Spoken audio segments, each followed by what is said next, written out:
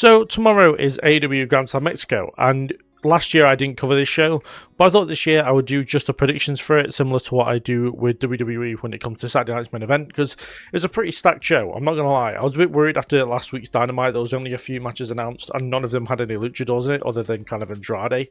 But after Collision, luckily a bunch of matches got added, and yeah, it feels like a bit more of a bigger show now. So yeah, I'm going to go through the card, do my predictions, talk about each match, and yeah, as I said, there won't be any review for this show, it's just predictions. Again, very similar to how I cover Saturday Night's main event, but yeah, let's get into the show. So I thought I'd start off with the kind of trope match, if you will, with opponents on a big pay-per-view tagging together against a common enemy. So we have Christian Cage, Adam Copeland, and the Young Bucks taking on the Death Riders, being Jon Moxley, Pac, Daniel Garcia, and Wheeler Yuta. Now for me, I thought this is pretty straightforward as far as predictions go. I think that Copeland, Cage, and Young Bucks are going to get the win here, but it's going to come at a cost of them probably pissing each other off in some kind of way, adding some heat to their feud instead of it just being a, well, you're our heroes, well, we respect you because of what you've done for tag team wrestling, and then we just go to all in. I thought this is going to cause some friction within the group, and maybe one team, maybe the Bucks like super kick them after the match is finished or something like that to show that they are the heels of the feud. But I feel like they're going to work together to get momentum going into All In, whereas the Death Riders, they can kind of take a loss and not be massively affected by that, especially with Jon Moxley being in the Continental Cup. I can imagine, like, if he, as long as he doesn't take the pin, which I doubt he will with Daniel Garcia and Wheeler Yuta in the match, you know, everybody beats Daniel Garcia. So yeah, I'm going to go with Adam Copeland, Christian Cage, and the Young Bucks to get the win here. After that, we have another trios match where Mystico, Chris Jericho, and Darby Allin will be teaming up to take on Don Callis family members Kazuchika Okada, Kevin Knight, and Hechicero. And what I think will be a pretty decent match. I think this is more just to get Mystico on the card than anything else. I haven't watched all of Collision yet. I'm still kind of catching up. I don't really understand why, or if there's a reason why Chris Jericho and Darby Allin are suddenly teaming up.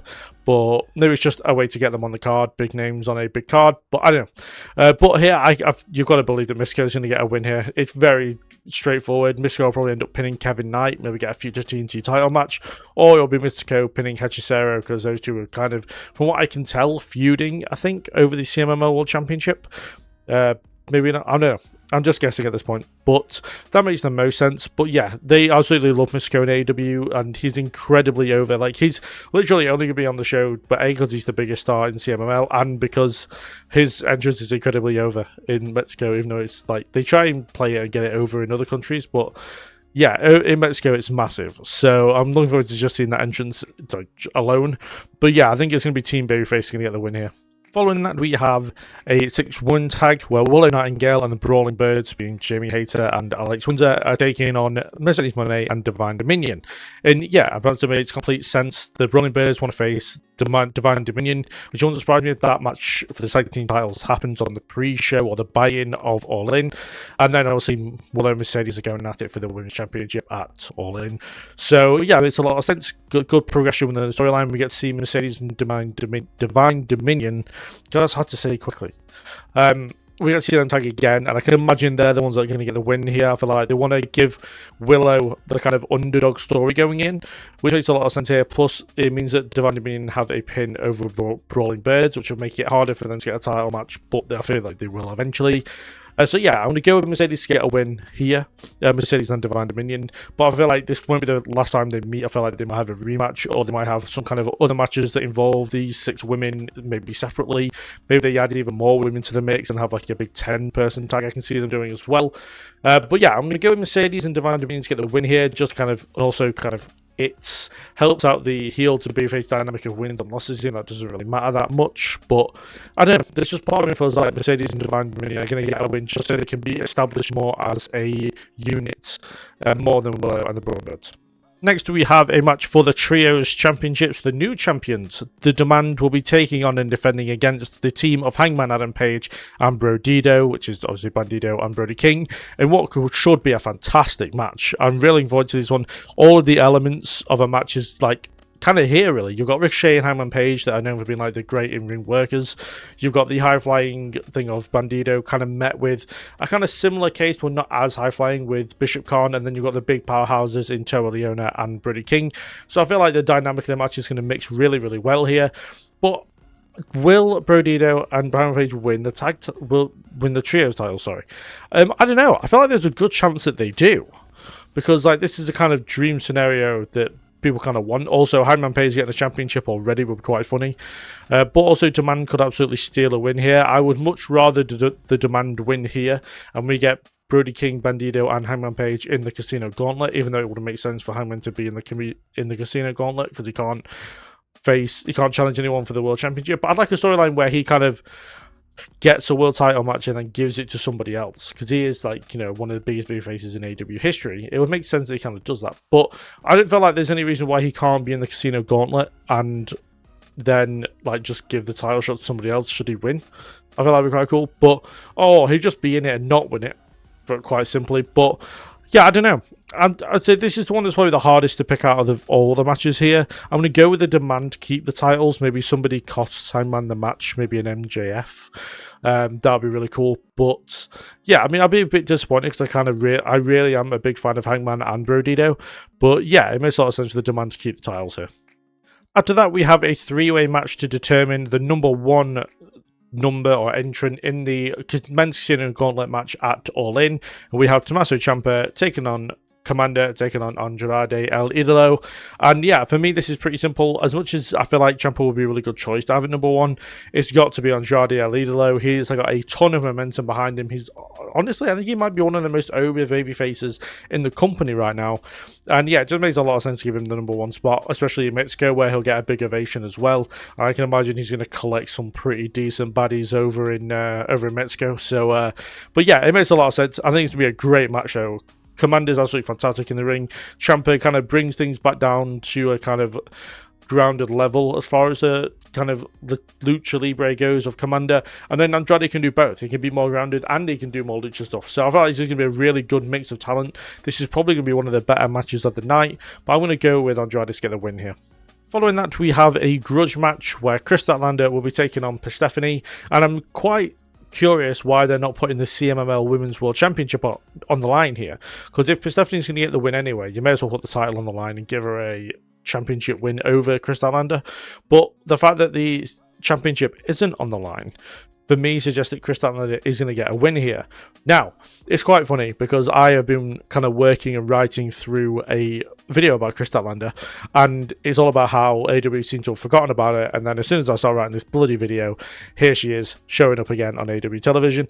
But I'm gonna release a video anyway. I feel like I make a few good points about Chris Statlander and AEW, but yeah, I just think it's quite funny that that's the case. I feel like it's going to be a fantastic match. I feel like these two might complement each other really well. They're both quite strong, but you've also got the lucha libre style of Persephone versus the kind of the high intensity, quite strong powerhouse style of Chris Statlander. I don't know, just like a lot of the matches on this show, the styles complement each other really well here. So again, I think it's going to be one of the better matches of the night.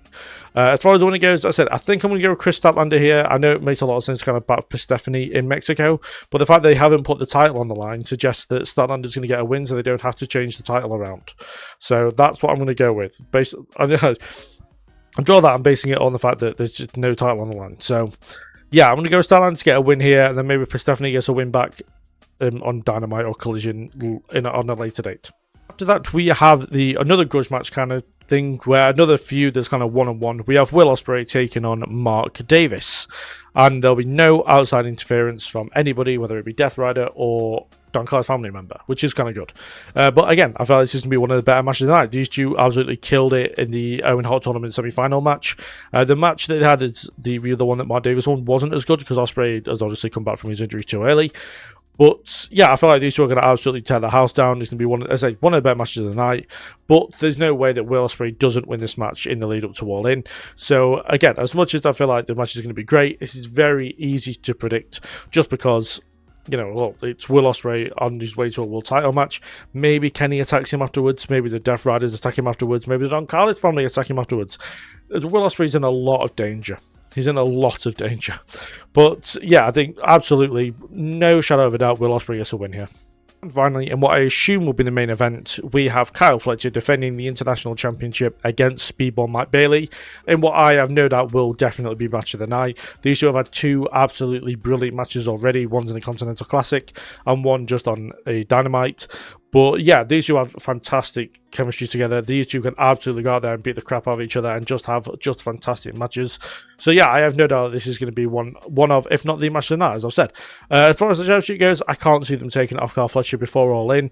Maybe he loses All In, but I'm not sure who he would face. It's probably going to be Okada, I assume. Which, by the way, what a match that's going to be. But yeah, no, for me, I don't have any doubts here that Carl's going to get the win here. But yeah, this is going to be all about match quality, and it's going to be up there, one of the better matches of probably the month of August, with All In and SummerSlam both have been, well, SummerSlam been and gone, and All In on the way. Yeah, I feel like this is going to be absolutely fantastic, and I genuinely am looking forward to seeing this match go down again. Yeah, I'd say I'm going with Carl Fletcher to keep the title, though. So, those are my predictions for AEW Grand Slam Mexico 2026. As I said, I am not doing a review for this show. It will just be straight predictions, and that'll be it. There'll be a short out not long after the show that goes through my match ratings, so do look out for that after the show. But yeah, no, this looks like it's going to be a fantastic show. There's a lot of great wrestling on show here. I think, you know, from Chris Allen to Persephone, many of the trios matches or multi-man matches are going to be really good. Ospreay Davis is going to be great, but Kyle Fletcher and Mike Bailey is going to be probably, as I just said, one of the matches of the night. So yeah, it's a show I'm really looking forward to. The first Grand Slam Mexico was really fun as well. So yeah, that's why I decided to cover it. I feel like it's just going to be a lot of great wrestling on show here. I look forward to watching it. I hope you guys do as well. Do put down in the comments below your predictions for the show. I'm curious to see what people have got here. And yeah, thank you very much for watching, and I'll see you guys in the next one.